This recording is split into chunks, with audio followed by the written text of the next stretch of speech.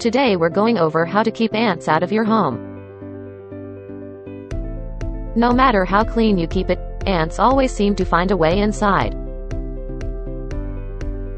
Here's a few easy and simple ways to keep them from getting inside. 1. Borax. Borax is lethal to ants and will kill them if ingested. Just follow this recipe. 2 tablespoons of borax, 1½ cups of water, 1/2 cup of sugar and stir.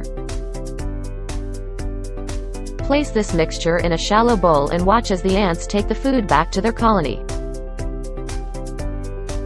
2. Vinegar. Vinegar's high acidity level will kill ants once sprayed. Mix vinegar to water in a 1:1 ratio and spray where the ants walk in around the openings to your home. 3. Cinnamon. Ants dislike the smell of cinnamon so much that they won't go near it. Sprinkle it around all the entrances to your home like doors and windows and watch the ants go away. We hope you found these tips helpful. Let us know if you have more in the comments below. Thanks for watching. Don't forget to like, comment, and subscribe.